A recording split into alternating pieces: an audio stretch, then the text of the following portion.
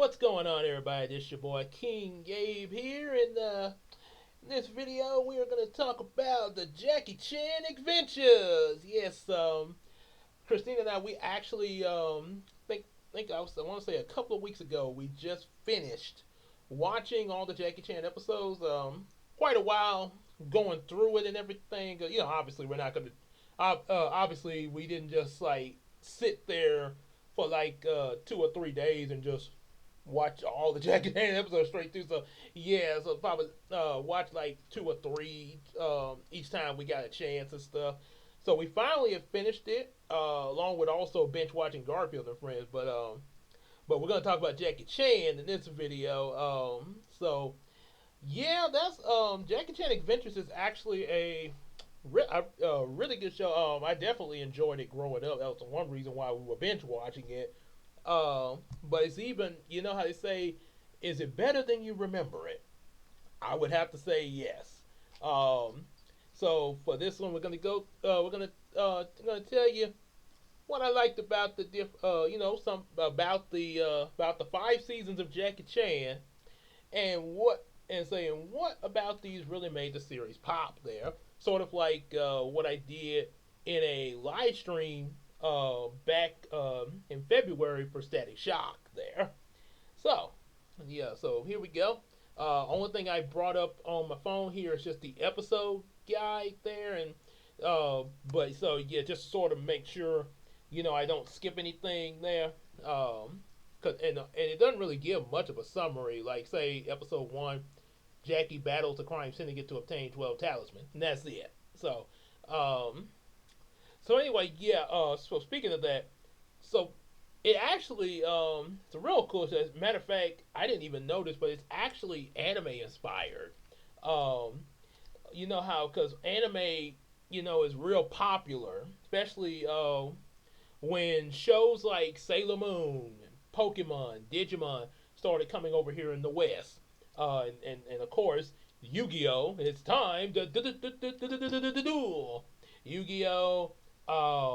Other stuff like Rurouni Kenshin and Naruto, and then in cases you got some animes where they brought them over here, but they still but they only showed them to older audiences because they didn't really like try to tone it down like say like the way they would do something like Pokemon or something like that.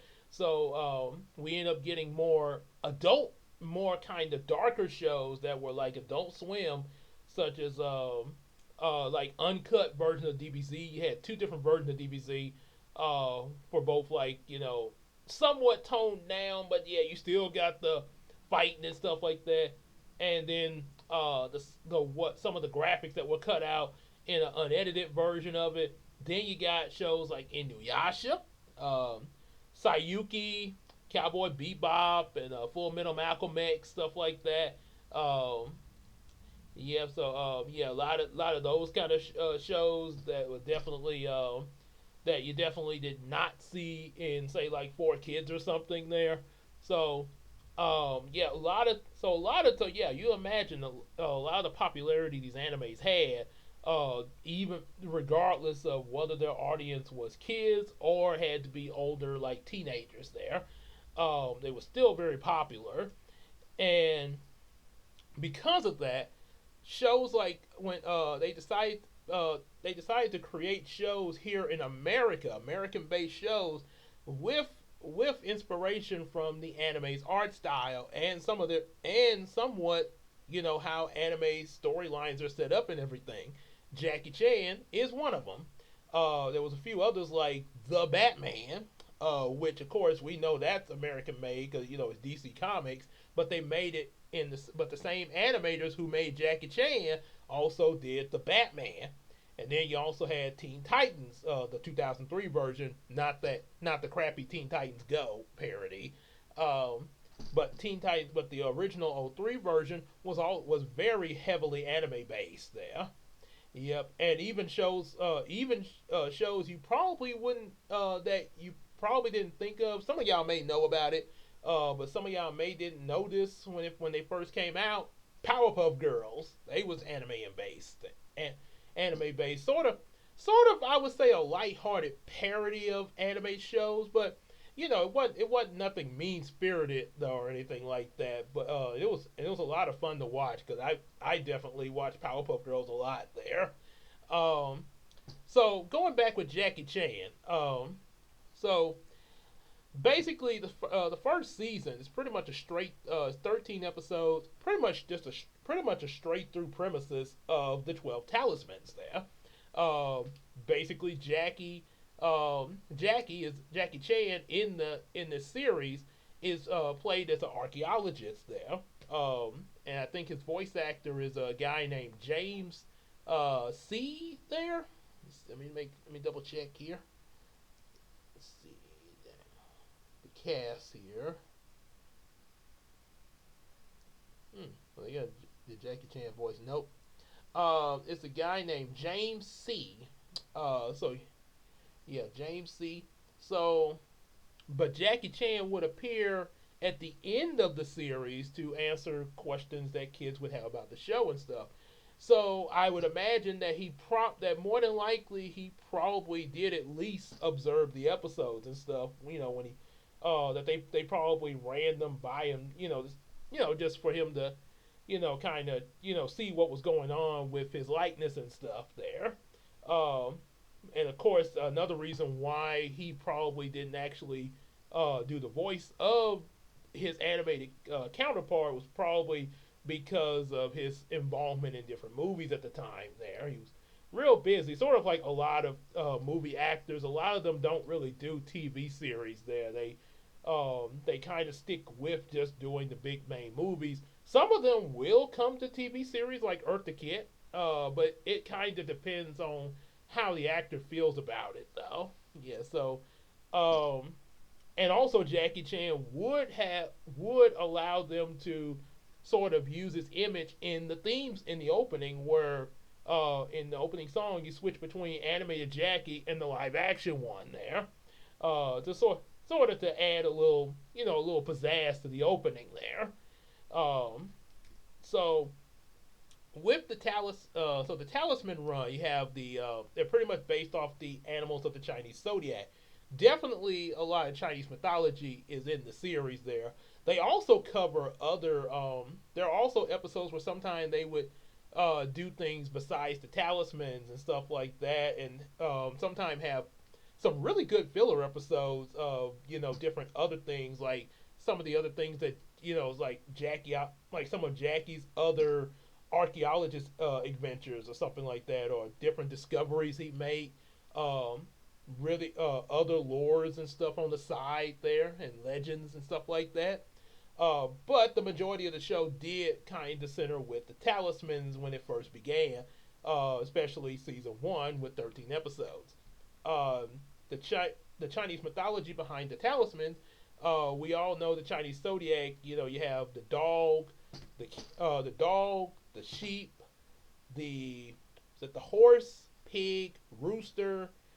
Um, then you have the tiger, the dragon, the rat, the monkey, the ox, and what is the ox? I think that's the rabbit.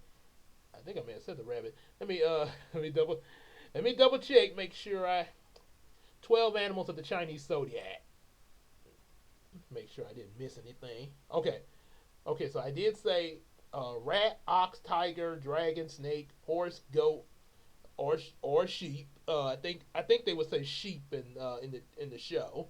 But some cases they'll say goat. Some cases, I guess in reality they'll say goat. The monkey, rooster, dog, and the pig. Each year associated with an animal sign influencing different traits and capability based on the birth year. So these talismans, they would have different powers. The dog talisman would grant immortality to its user. The rat, say the dog, the pig would allow you to shoot heat beams out your eyes. The rooster, levitation. The monkey talisman would change you into different animals. The sheep provided astral projection, where your spirit could leave your body. and come back as long as nothing interfered with it. And the horse talisman had healing. Snake talisman was invisibility. The dragon, of course, dragon fire. And the rabbit talisman was super speed. Tiger could separate your yin from your yang. In other words, every one of us has good and evil in us. Now, a lot of us will either act upon the good mostly, or some of us will act upon the bad mostly. But the tiger would separate those, so you would literally split into two different people, two different versions of yourself in physical form, one good and one bad. Sort of like a Sherman Buddy Clump effect in Nutty Professor. And the Tiger Talisman, oh yeah, that's right, Ox Talisman give you super strength, and the Rat Talisman would bring motion to the motionless. So each of these powers would be used throughout the first season as they found them and everything. Um, when they in the obstacle that they had to face and for searching for these talismans was facing what was known as the Dark Hand.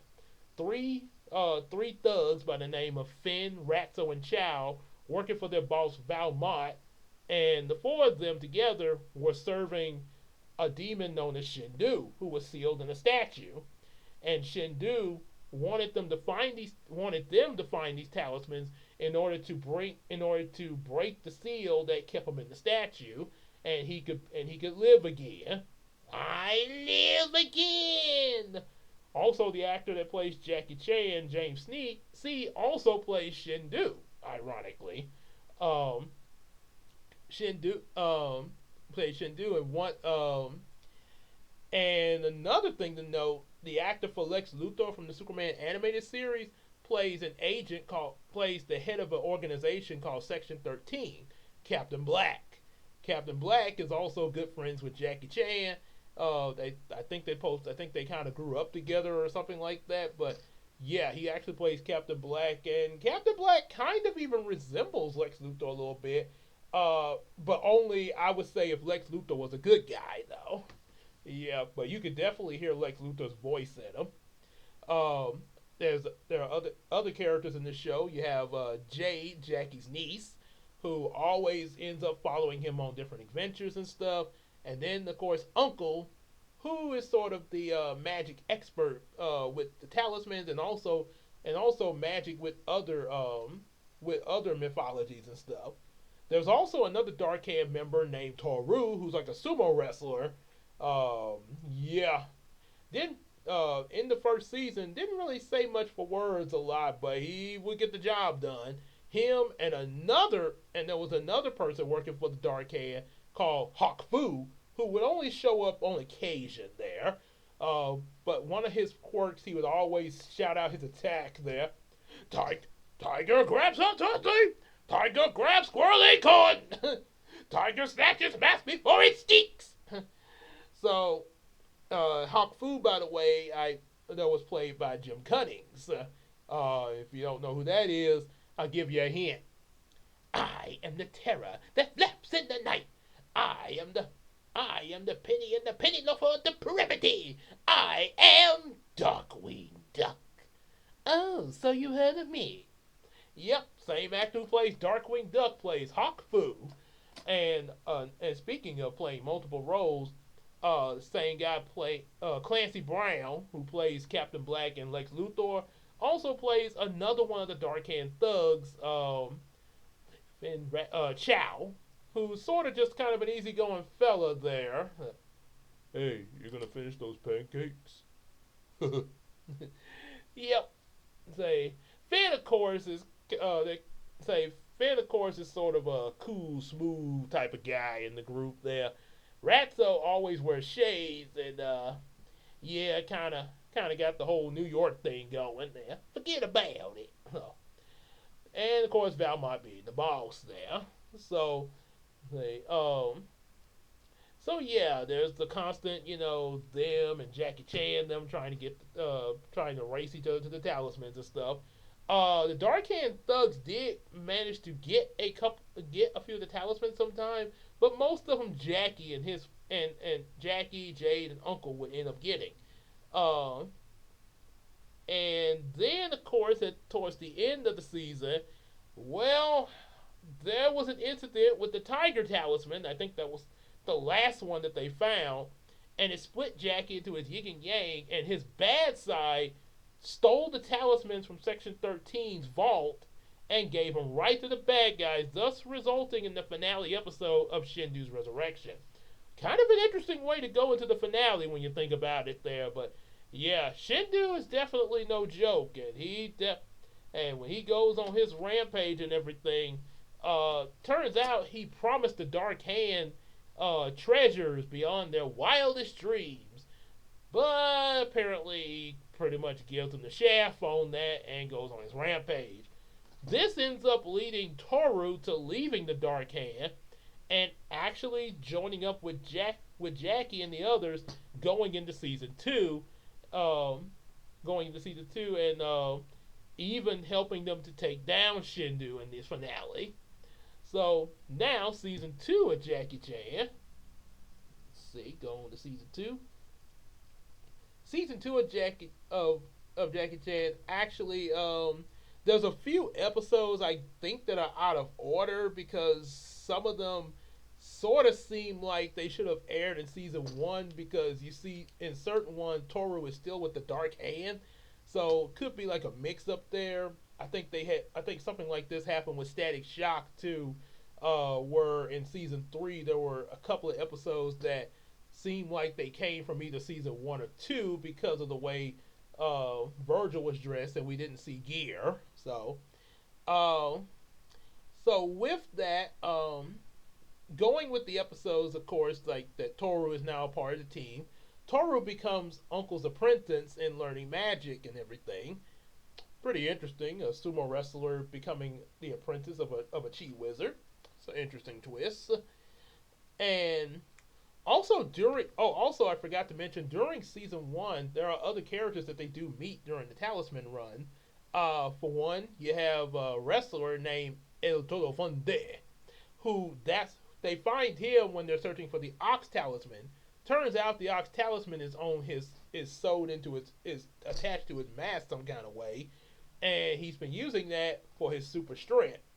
El Toro does find it is revealed that he actually can be a good wrestler, but before he was using the Ox Talisman to sort of amplify what he had. But it could be a possibility that he um, sort of forgotten his own abilities. I'm just assuming. Sort of like the old thing of, well, how you're good at something, but then suddenly you lose confidence or something, and so you end up looking for something to help to sort of cheat and stuff, and then you have to be reminded it is in you all the time. Sort of like Billy. Not saying that now. I'm not saying that Billy cheated or anything at any time in the show, but Billy in Power Rangers had that whole confidence problem and low self esteem.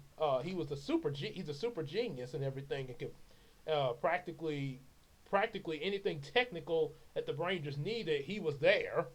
But as far as when it came to fighting and stuff, he didn't really get good with that until season 2. Not because he couldn't do it, but because he doubted himself and didn't think he was capable of it until everybody encouraged him, like, "Hey, Billy, you got the strength to fight well if you just do it." And season 2 and leading into season 3, he practically is a butt kicker, and he's the brains and the muscle. So, and also one of the reasons he's so built is because he, in real life, is a gymnastics star. So, um, so back with Jackie, yeah, you got El Toro Fonte. Um, in an episode where they're looking for the snake talisman, they end up running into a thief known as Viper. Viper would later resign from her life of crime and decide to actually uh,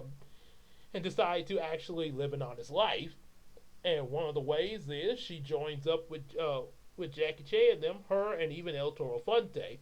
Jay gets the idea of making them the J Team in an episode where they end up teaming up against a new villain known as Chain there.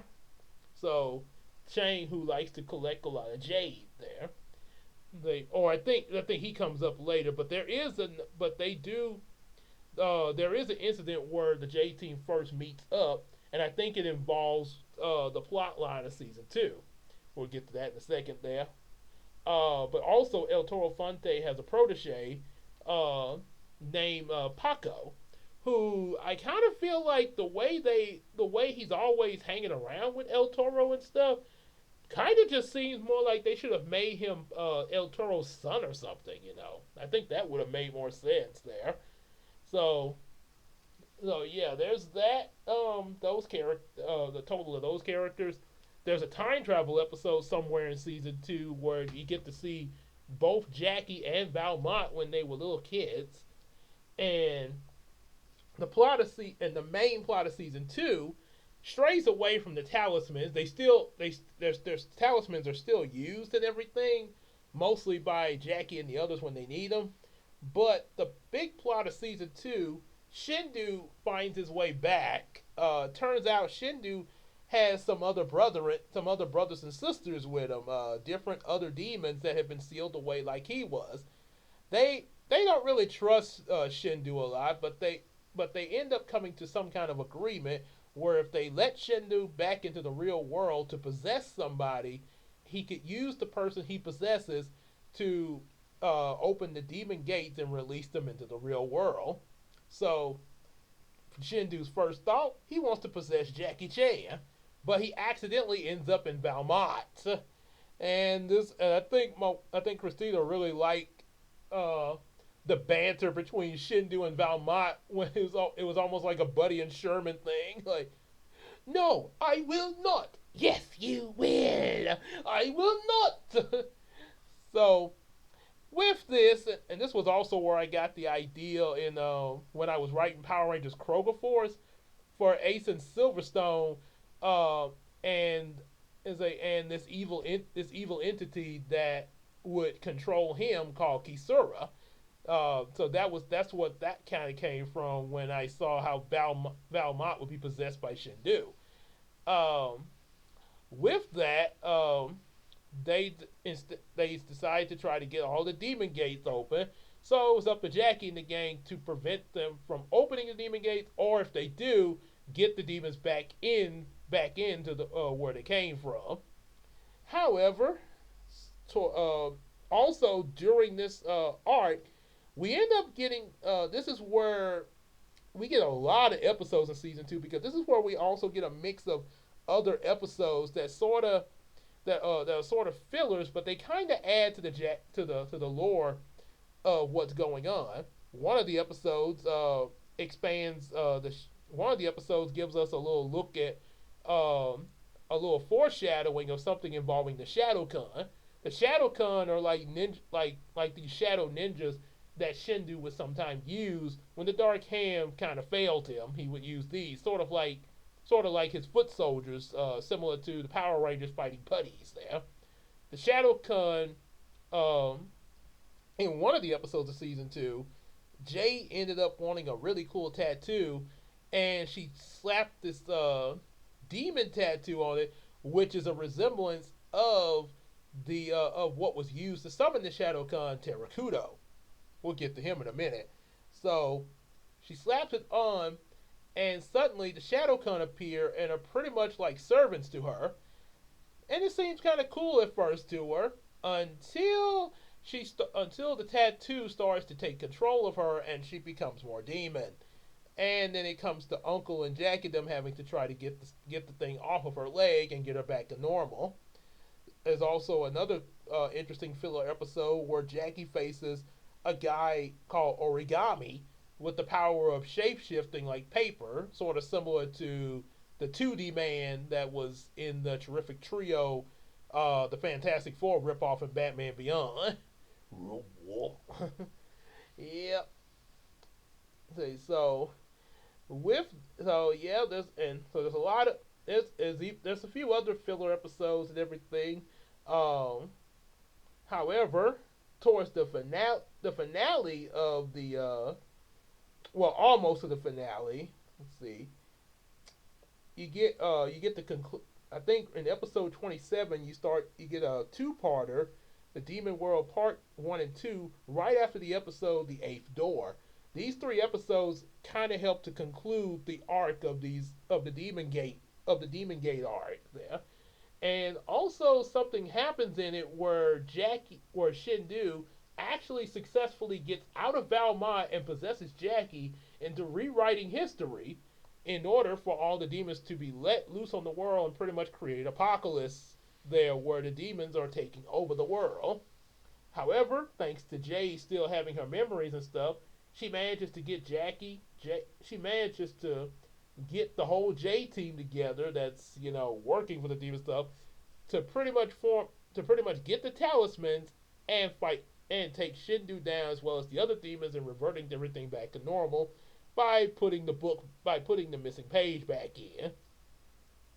Then of course, then you have other episodes that come after this, more filler, and some of these episodes start to set up things for season three. One of which is an episode that introduces Dao Long Wong. Turns out there's some type of organization that's really fond of Uncle and Toru, and this is where Jiao Long Wong shows up. So this is how Jackie and the others first end up meeting up with him, and pretty much starting the whole nemesis thing with him, especially with Uncle. A lot of people refer to Dao Long Wong as anti-Uncle. Um, and there's another episode where Dao Long Wong does appear in it, the Amazing Tea Girl, where Jade gets all 12 of the talismans to become a superhero.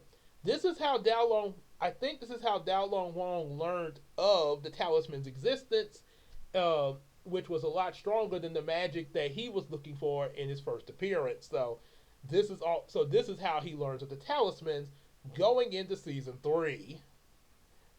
Then with season three re-entered the J team. We get Dallin Wong doesn't show up immediately, but we get an episode of the J team again, which introduces Chang, the guy who really loves Jade, and the J team is called in to face him, also giving Jade quite a report for her school paper. Then we go into the plot line of pretty much the premise of season three. Valmont is finally free of Shindu, and he wants the enforcers. That's what he calls his little group: Finn, Ratso, and Chow. And for some reason, Hawk Fu isn't around because, like I say, Hawk Fu just seemed like he popped up every now and then. But so the four of them try to. Well, actually, he sends the three of them after they have some waffles at the Waffle House. I'm not really sure what it's called. I just said Waffle House. Hey, what? I didn't eat. And so the three of them, Ratso, Finn, and Chow, break into Section 13 to steal the talismans. Of course, Jade and Jackie intercept them, but also at the same time, Dao Long Wong shows up, and so it's a three-way battle of getting the talismans. Jackie gets the idea to destroy the talismans with a new weapon that Section 13 has that actually works, and figures that by destroying them, they won't have to worry about people trying to claim their powers. Dao Long Wong flees the scene along with the three, but Uncle informs Jackie that by doing that, he destroyed only the stones that the powers were encased in. The powers have been set free and will now return to the animals of their original vessels. So now living animals are gonna end up receiving these powers there. Yeah, and what have I done? Ow! That's one thing Uncle always does in the show. Hit people with two fingers. Ow! One more thing. So the first one that they have to go after is, of course, the dog talisman. At the same time, before then, Valmont scolds Finn, Ratso, and Chow for not getting the talismans, and Dao Long Wong shows up. I require your assistance. pointing at Finn, Ratto, and Chow. Apparently, he doesn't have any use for Valmont. Uh, he turns Ratto, Finn, and Chow into his three warriors of darkness. These what he turns them into is actually something he had when he first appeared. There were sort of these zombie like warriors that he would use as his henchmen. Run, twin, chewy, chewy, chewy, chewy, chewy. However, at the right when they first in the beginning of season 3, when the talismans are destroyed, Uncle at the same time imprisoned Dao Long Wang's warriors, which is what led him to transforming Finn, Ratso, and Chow into new versions of the Dark Warriors, which gives them some pretty cool weapons and everything. In this, they battle with Jackie and the others to get the dog talisman, which is in a dog they think is one of the contestants at a dog show, but it turns out it's in a stray dog there. And once they save the dog, they have to say Jade gets to keep the dog because they have to keep each of these animals safe as they acquire them. So Jade gets to keep the little dog and call him Scruffy. Okay. Then after that, say the tiger talisman, they end up going in search of the tiger talisman next. Then the rat talisman, which ends up bringing a sun god to life. Well, actually, the statue of a sun god there. A monkey, the monkey talisman, and then an interesting episode when pigs fly. They end up fighting both the pig and the rooster for this one there, which results in them on a farm with Farmer McDowell. And when Farmer McDowell finds out about the magic powers, well, why didn't you just say so? so, so apparently because with these two animals start working together, the rooster lands on the pig and is able to actually use the levitation powers to levitate both him and the pig into the sky. So the pig gets to fly, which leads to a very funny joke where a couple is like, Frank, I will only marry you when pigs fly. There's a flying pig shooting heat beams. After that episode, we get Rabbit Run, where they find the rabbit talisman. Turns out the talisman is in a rabbit that's being used as what's called a jackalope. Rabbits with deer antlers, well, actually, they're fake. Now, that's a mean thing to say or do. Turns out that the rabbit that has the talisman power is also being used as a mascot at a high school. When they try to pursue it, well, apparently a high school student there that's the water boy for the football team ends up figuring out what's going on and decides to use the rabbit to enhance his abilities of being on the football team. However, he's discovered and Dao Long Wong tries to capture him, but Jackie and the others are there to save him and also reassure the boy that he needs to rely on his own skills in order to win. Yeah. Then of course, there's the sheep talisman, which ends up there's a part in that episode where Jackie and Jay accidentally switch places. Invisible Mom, well, we end up meeting Toru's mom, and say while they're looking for the snake talisman, Toru's mom is very protective of him, and even though he's like a big sumo adult, she's still very like Toru's my baby. yeah, yeah, that kind of mom there. So apparently, she accidentally the snake ends up. Oh yeah, that's what it was. So the snake that the talisman's in ends up laying an egg, and the talisman power is in the egg in the unborn snake. So they have to keep the egg safe. Toru's mom ends up getting a hold of the egg, and she doesn't eat the egg, but she dips it into her tea for the essence of it, and when she drinks it, she becomes invisible. She decides when she realizes this, she decides to use it to, of course, cause a little mischief and protect her son Toru. But apparently, this comes to an end when something splashes on her and the dark hand can see her. So Toru has to step in and protect her. Sometimes, mommy, I can protect myself and you, my baby. And it's a really good way that they kind of wrap that up, because I get it. Toru probably, he wants to tell his mom to sort of, chill out. Like, hey, I don't need to protect me, but he doesn't want to come across as mean to his own mother there. Because I mean, like anybody, like any good son, love your mom. So yeah, sometimes it can be hard to say stuff like that there. But that was a good way but that was a one good way of the opportunity presenting itself there. Then of course the Invisible Man. Anyway, that's visible. Okay, of course they have. Oh yeah, there's a, there's another filler episode that actually is a Christmas special. Well, not exactly special, but it's just a Christmas episode there. Dao Long Wong is a part of it, but he's not looking for talisman power. He's actually wanting the good magic chi that Santa has, and to take the power for himself. Oh my! But of course, Jackie and the others intercept him and even help Santa with delivering his presents. We then end up, we then go after the horse talisman, which in this episode, Valmont shows up, and when he tries to scold Dao Long Wong for taking his enforcers from him, Dao Long Wong turns him into a child, resulting in him coming to Jackie and Uncle for help to reverse the spell. This ends up resulting in him going with them to get the horse talisman, and at the same time, Jade wants to get older and tries a grow up spell, but it actually just makes her grow big, and eventually she becomes a giant. Of course, her giant size does come in handy with fighting a monster that Dao Long Wong creates.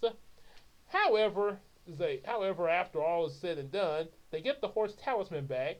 Valmont is returned to normal and arrested, and then we go into the next episode where they have to find the ox talisman. Mm-hmm. Ox talisman.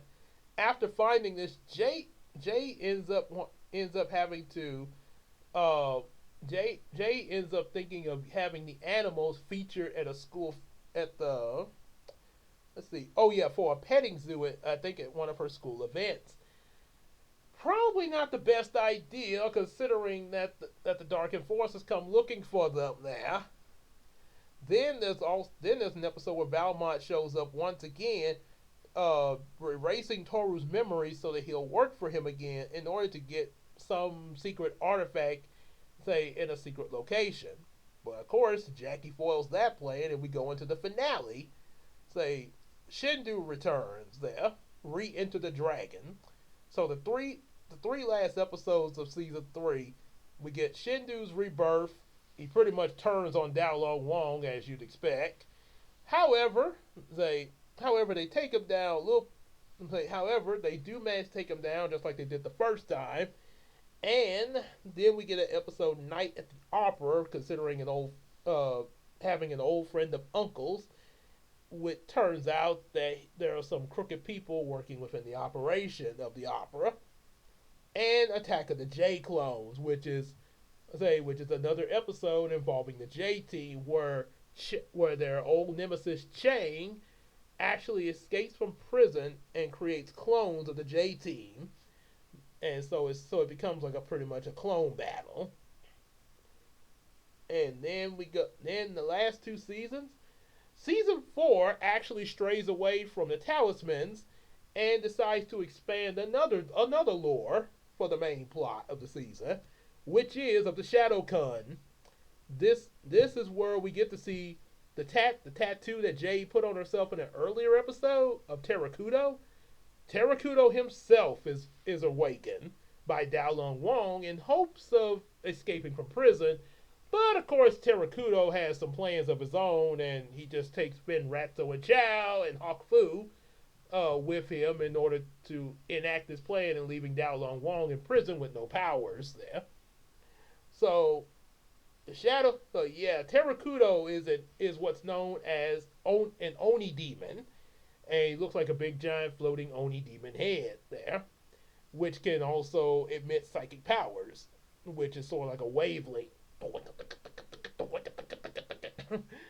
and and let's just say Toru has a childhood fear of Oni from childhood, Uncle thinks that, the whole thing with the Shadow Cut and everything are Chinese, and that there's no way Terakudo would have anything to do with this. But turns out Uncle is wrong. Terakudo is actually of Japanese mythology with the Shadow Cut, and his powers was what Shindu and Daolong Wong drew from to control these Shadow Kun of Japanese lore. However, with Terakudo on the loose now, he's taking control of his Shadow Kun. Not only that, turns out there are 9 Oni masks which have imprisoned 9 Oni demon generals. Each of these demon generals control their own types of Shadowkun. So there's actually different types of Shadowkun tribes there. And this is the season where we get that lore expanded to see them.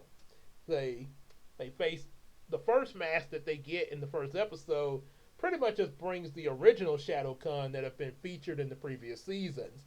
However, in Samurai Ratso, was it? Oh yeah, say I think it's Samurai. Okay, just trying to make sure. Oh yeah, Samurai Ratso. I think Chow, not Chow, but yeah, Chow.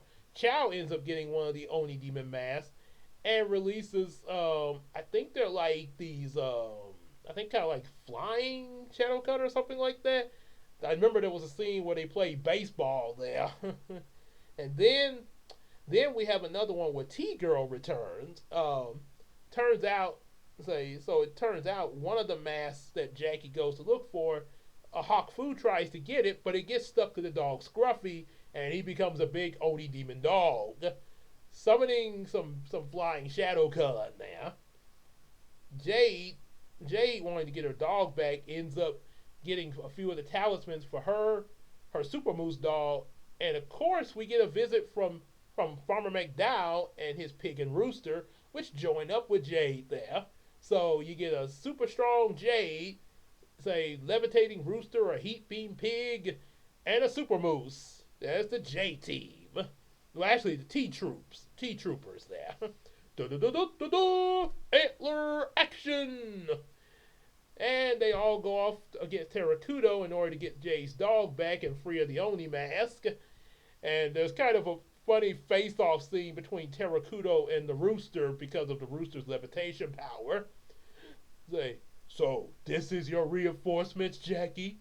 A child? A child? Swine? And the chicken? He's a rooster. As Foghorn Leghorn would say, now look, now I say, now since I am a rooster, I'll have you know. so, so yeah, they end up getting. So of course they do take him down. Also, I forgot to mention Terrakudo's big weakness is onions. No, anything but onions. Ah, if you throw the onion at him, ah, my eyes, my eyes. Ironic that his weakness is onions and he's an Oni demon, Oni onion. See what they did there. Then one of the masks in another episode ends up getting stuck to Captain Black. Thus the episode Black Magic. At first the mask doesn't seem to take full control over Captain Black, but it does give him the powers and stuff. But then over time, Uncle explains that his good chi is keeping the mask's evil at bay, but it won't last long. Eventually, eventually Captain Black gets tricked into going on a mission thanks to Terrakudo, and Terrakudo puts him in a position that forces him to summon his Shadowkun unintentionally. By doing so, Captain Black eventually begins to lose himself and slips into the darkness. So Jade uses the Tiger Talisman to pull the good Captain Black out of him, and with his help, they tear the mask off of the other side of Captain Black, and they're joined together. Then, then we have a very hilarious episode with Finn, where one of the Oni masks accidentally gets stuck to Finn's butt. Let me rewind back. It probably shouldn't have got there that quick. Well, when they get this mask, Jackie and the others, they try to find out a little more about the Oni in general, At the same time, Toru is pretty worn out from the day, and Uncle starts asking him to do a lot of stuff, which results in this conversation. Ow!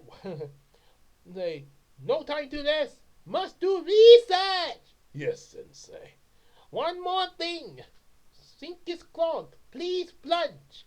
Yes, Sensei. One more thing. Pee, you rotten fish. Take a bath. Ugh. One more thing. No more thing. You disrespect Uncle. Uncle took you in. Put roof over your head. Put food in your belly. Lots of food. And this is how you repay him. I cook. I clean. I travel the world to be smothered in fish. And you thank me by demanding many more things. I'll never speak to you again. So, yeah, they're having a bit of a spat in this episode there. And say, Jackie, please tell Toru to refrain from making slurping sounds while eating his soup. Please tell Sensei that I will eat my soup as I please. Please tell Toru that if he wants a piece of Uncle, tell the staggering Billy Goat I'd like to see him try. Oh boy.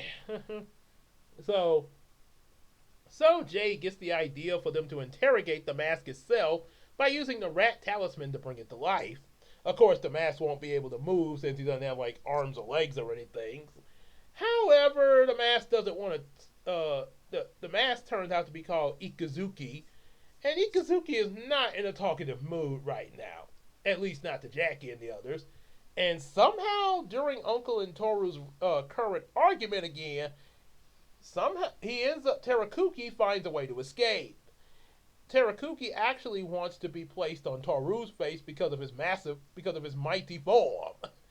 However, this doesn't happen, and he accidentally ends up not on Finn's face, but on his butt.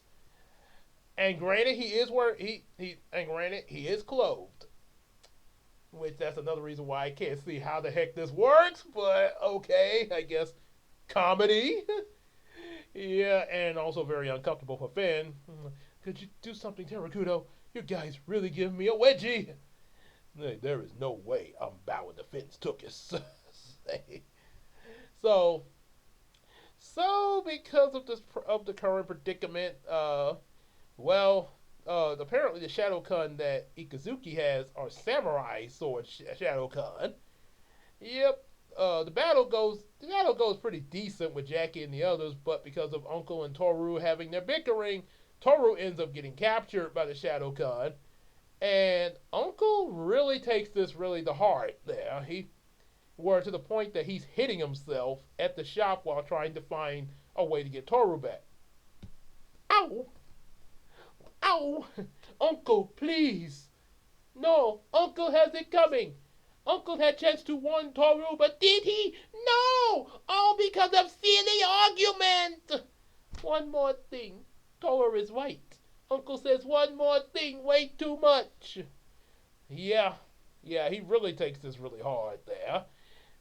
So, they do find a way to get to Toru, though, and as you'd imagine, Uncle is pretty happy to see him. Very happy to see him, and Finn gets apparently in order to get these masks off of the people that wear them, they have to mix together different ingredients for each mask in order to make mask removal potions there. So Finn ends up taking the potion in order to get it off of his rear. And finally can use the bathroom.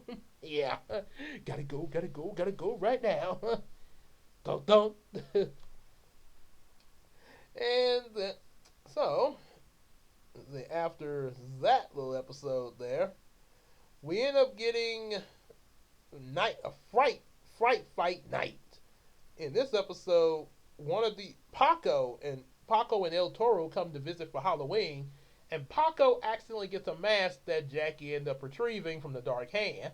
There's also a funny bit in the beginning of the episode where they end up in a Halloween store with a bunch of masks and they're searching for them, and Jackie actually finds the Oni mask, but he quickly puts it behind another mask and tries to hand it to them.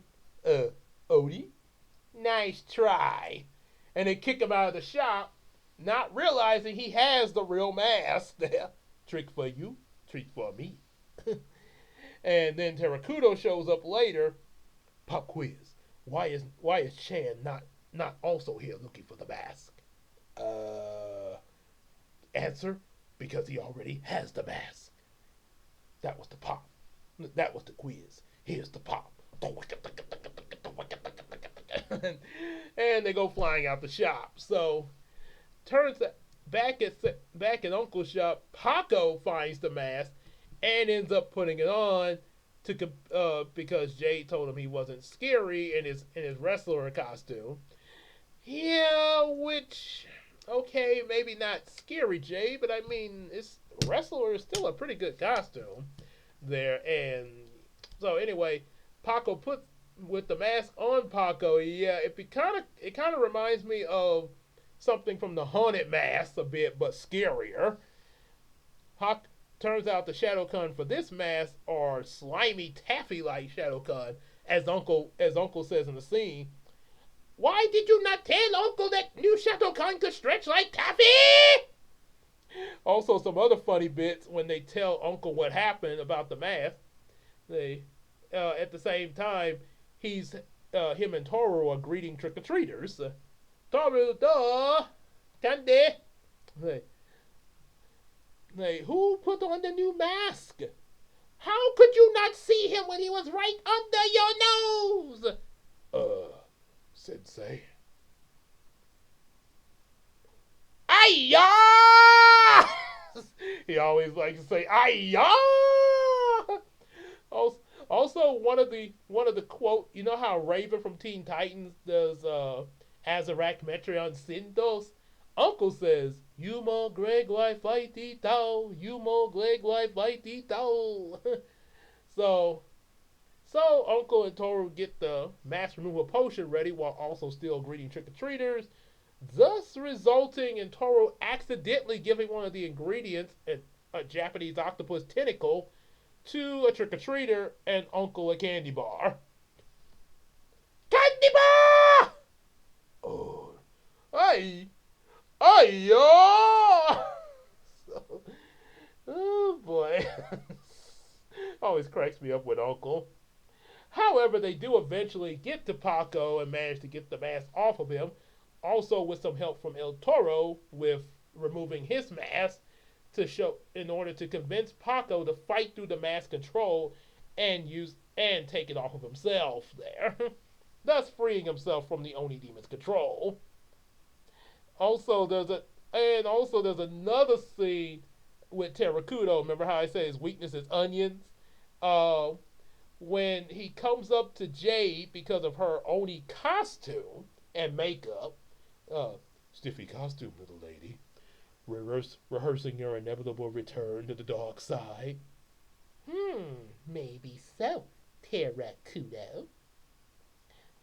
Alright, I, Oni Boo Boo, command you Shadowcon to stand down. However, Jade gets captured in the scene, but El Toro does and Terrakudo stops Jackie from going after her and puts a pumpkin on Jackie's head.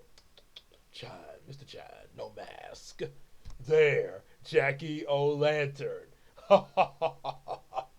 Now it's time to return you to the pumpkin patch.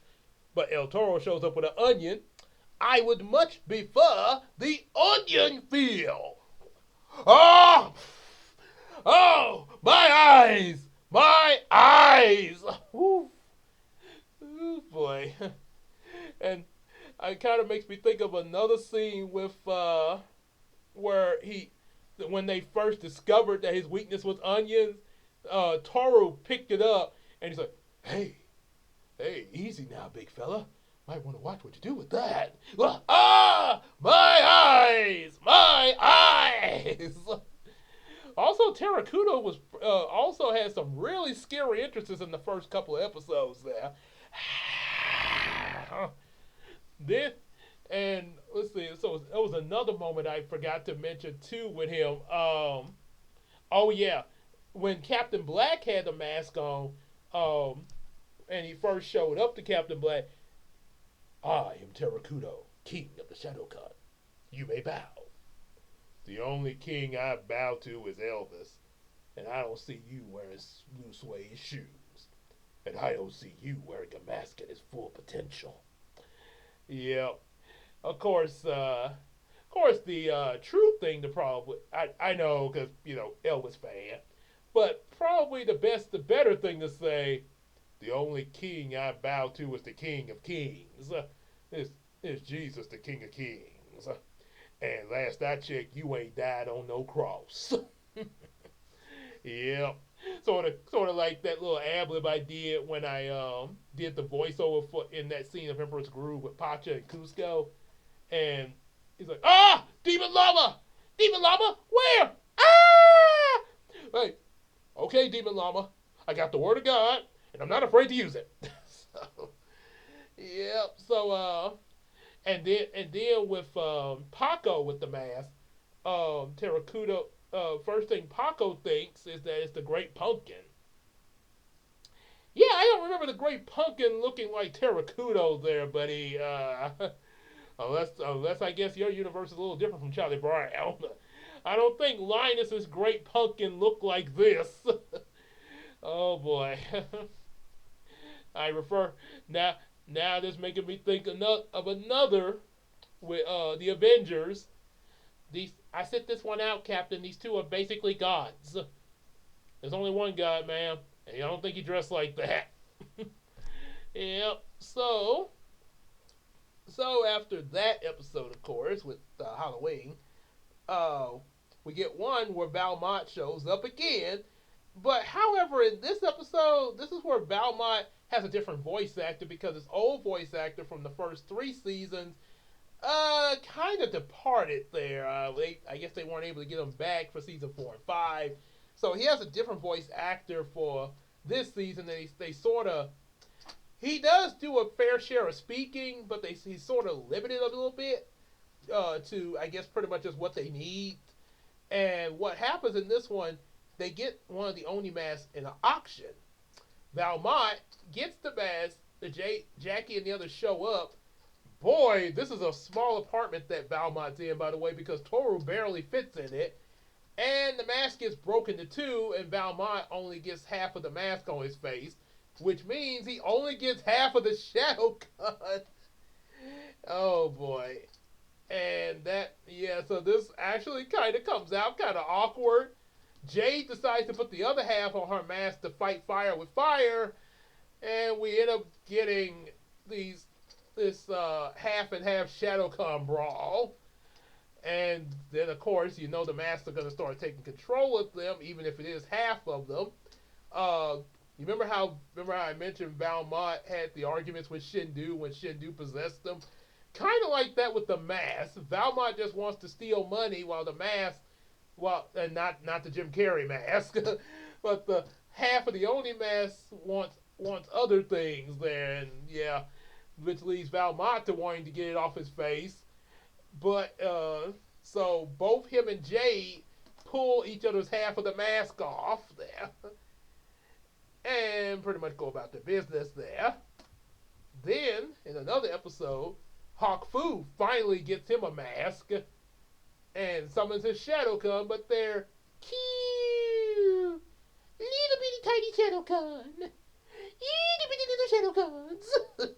about the Shadowcon are about the size of just slightly smaller than this. However, Terrakudo reveals that the Shadowcon can become more powerful when they eat shadows. At least this brand of them. So, Hawkfu takes this little Shadowcon out to get something to eat at night. They start eating up different shadows, and the one Shadowcon that Uncle is investigating, well, Toru sees how cute it looks and decides to put a cookie in the jar with the Shadowcon. Cookie eating Shadowcon. However, the Shadowcon is not eating the cookie, he's eating Toru's shadow, and when your shadow is taken away, you fall into a state of limbo. So, yeah, So this leads both Jackie and Jade to pretty much dressing up like the Ghostbusters to go up against these Shadowcons and eventually get the mask off of Hakufu once Uncle finds the mask ingredient removal potion there. Well, the ingredient for the mask removal potion. However, the way that he has to get it is by asking this lady from a psychic hotline that he's not fond of. And turns out the secret ingredient was fish. So Uncle's little blowfish that he shoots lasers from is the ingredient. Then we end up getting Good Guys, where Rato, Finn, and Chow decide to become good guys with Jackie Chan, but it doesn't last though. And then away a couple of episodes, kind of going away from the let's see, tells it the okay, going kind of away from the Oni Mask quest. We get Deja Vu where Dao Wong shows up again, trying to, I guess, pretty much rewrite history, which leads Jackie into both him and Jackie going through time, and Uncle having to try to get them out there. Then, then there's Rise of the Dragon, where Jade meets herself from the future, and the two of them team up to stop Drago, the son of Shindu. They, of course, and what's Drago's big plan? Resurrect his father with the sacred dragon teeth. So of course they do stop him right before Chinese New Year, and then right before the finale of taking down Terrakudo, we get the J Tots. In this episode, Emperor Chang has come out again. The J Team assembles, but they end up leaving Jay out, telling her that she can't come with them. So this angers her and makes her try to do a seniority spell that ends up resulting in the J Team becoming kids. Very little kids. Yeah, so little to the point where they're talking like nursery rhymes. However, they do get it fixed. Matter of fact, Uncle even gets turned into a kid. But they do get this fixed, and there's also even a moment where their adversaries are turned into kids as well. Then, in the final episode of season 4, they get the last Oni mask, only to find out that when they're gathered together, all the Oni generals come alive. And this is why Terrakudo didn't even try to stop them, because he knew what was coming. With that, Terrakudo leads the charge of all these Oni generals and their armies as they just spread darkness around the whole world. So the J Team ends up having to assemble and pretty much have to get Terrakudo's mask to seal him in, which also results in sealing all of the Oni in its side, thus ending the arc of this whole Shadowcon extension lore. Then you would think that would be the last season, but they commissioned one more season, season 5, which is not a bad season after watching, because I watched a few episodes of it when it first came out, but I never did watch it fully completely. So this was actually my first time watching the whole season 5, and like I say, I will say it's not as good. It's not as good as 1 through 4, but it's not bad. It's actually enjoyable, and I did like a lot of stuff in it, like especially even Drago. Yes, Drago is the antagonist for season 5, but he's not trying to bust out Shindu. He's going after. There's an alignment in the stars that tells where different demon chi is, and that's what he's after, to collect all the demon chi and pretty much be a superpower demon there, and also release demons upon the earth like his father did. Blah blah blah blah. However, of course with that, he tries to he encounters the J Team, of course, then realizes, gotta get me some troops, and he comes to Rato, Finn, and Chow again. Yep, and there's this funny scene here. I am Drago, son of Shindu. Serve me now and stand at my side when I rule the world. No offense, kid, but no, you're turning me down. Like, look, your old man kind of burnt us, kiddo. Yeah, and all that world domination stuff just don't pay the rent. Well, Drago decides to force them into it by turning them into dragons there. Well, semi dragons like he is there. Now for your makeover. But I have sensitive skin.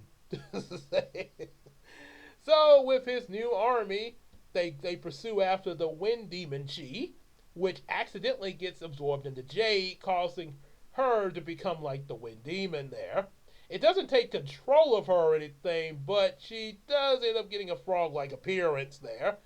However, they do manage to get it out of her and keep it from Drago thanks to Uncle getting a chi absorber.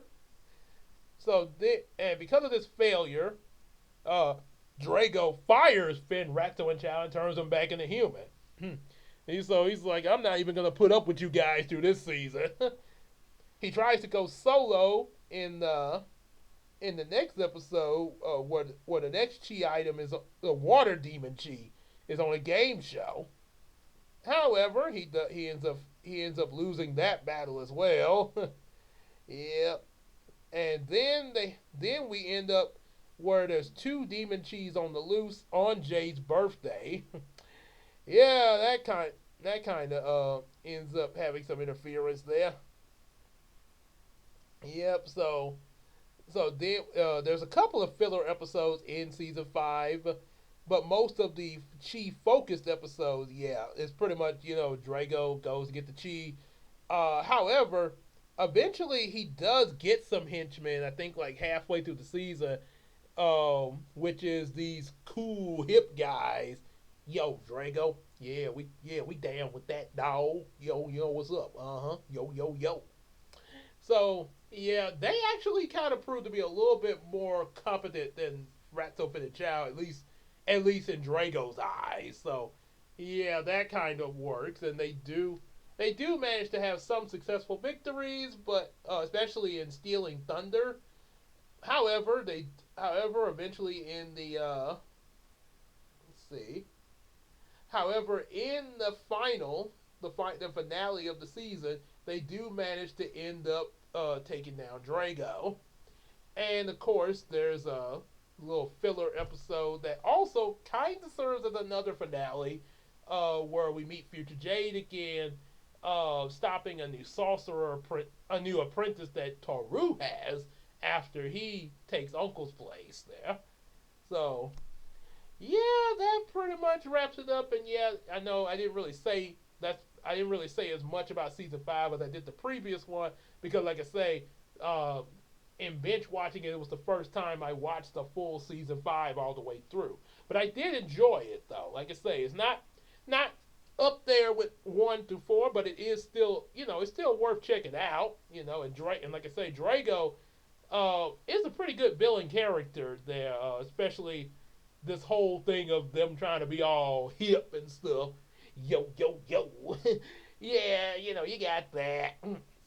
A lot of characters have tried to have done the hip thing, but even with that, it still didn't take away from enjoying the episode in this case there.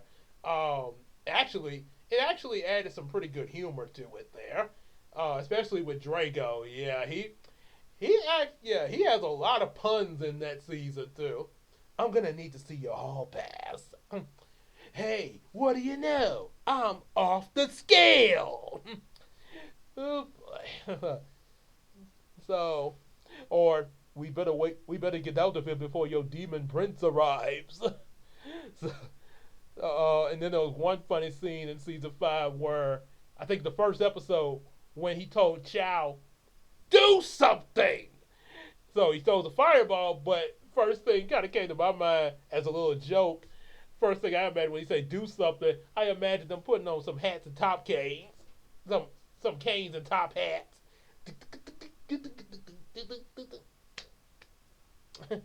So yeah, that's pretty much the announcement of Jackie Chan Adventures. Really good series, all the way through seasons 1 through 5. Um, like I say, definitely check it out. They got it on the Tubi app there, and see what you think. What your favorite season gonna be? For me, Oh boy, it's from between 1 through 4. It's kind of hard to choose there. Oh boy, I would have to say I would say a tie between 3 and 4 because those are kind of like I say. I do now. Season 1, of course, is where it all begins, and I do like what I saw in season 2, but but the reason why I say a tie between 3 and 4 because those were the 2 seasons growing up that I saw the most of when the show first aired. That I saw more episodes of, and the characters like Dao Long Wong and Terrakudo kind of were major standouts to me there. Um, so that's it. Yeah, I have to say that there. Yeah, those two. Um, so yeah, definitely a great series overall. And they have a really good pacing to them. Sometimes it be fast, sometimes it be slow, but it really does fit in. Like the arcs that they're going through and stuff like that. Um, Overall, really good series to check out. So definitely, if y'all like what you heard, everything, definitely like, share, subscribe. Get our available books. Definitely hit us up on Patreon and support us on the Patreon, just like the Iceman universe, and check out his stuff. Like Naruto, One Piece, Spy Family, Ed and Eddie Courage, and Hey Arnold, and other stuff. And also support the Miracle Crew. Yours truly, King Gabe, Queen Tina, Big Sis Casey, Janara Nelson, and of course, EJ the Supreme. And on top of that, also definitely be sure to um, just like hang out with us in live stream, Discord, and on Facebook. And let's tell each other some stuff on that Macari app. And without further ado, we will see y'all in the next video or live stream. Y'all take care, everybody.